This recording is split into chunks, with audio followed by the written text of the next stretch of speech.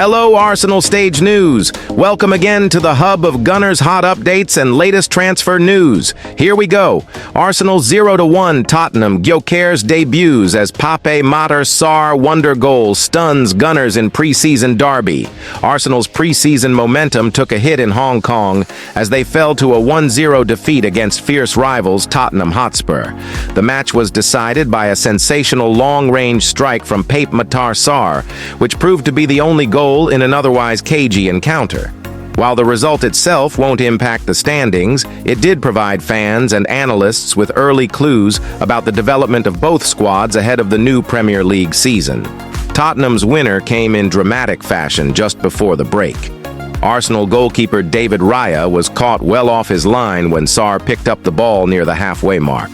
With quick vision and precise execution, the Spurs midfielder lofted the ball high into the air and straight into the back of the net, capitalizing on Raya's poor positioning. It was a moment of individual brilliance that stunned the Arsenal defense and proved decisive in a game of few clear-cut chances. Despite hitting the woodwork multiple times, Tottenham's real advantage came through their intensity and tactical discipline. Ange Postecoglou's side pressed Arsenal high up the pitch, disrupting their rhythm and keeping them from establishing any real attacking flow, especially in the first half.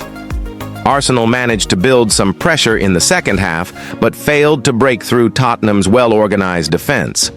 In a game that only saw one shot on target for each team, the Gunners were left frustrated by their own inefficiency in front of goal. They registered 15 attempts, but lacked precision, with most shots either off target or blocked. Kai Havertz had a notable penalty appeal dismissed early on, which only added to Arsenal's woes in the final third.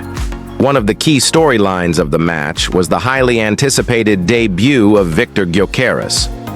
The Swedish striker, recently signed amid high expectations, was not in the starting 11 as manager Mikel Arteta remained cautious about his fitness. GYKORES, alongside fellow new signing Christian Mosquera and 15-year-old academy prospect Max Daumann, was introduced after 77 minutes.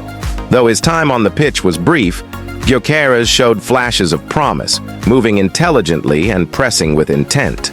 Arteta will be hoping the striker can quickly adapt and start contributing goals, a clear area of concern in this performance.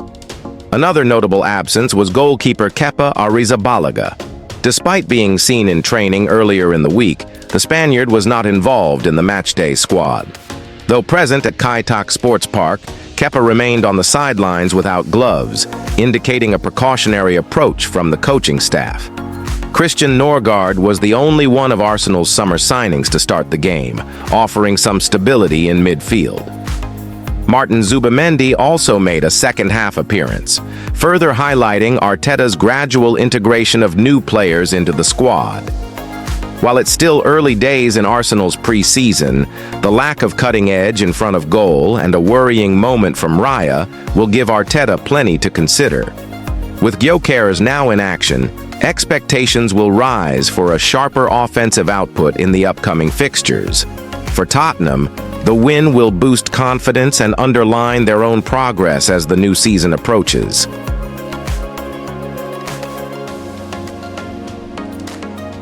Thierry Henry back to become Arsenal manager.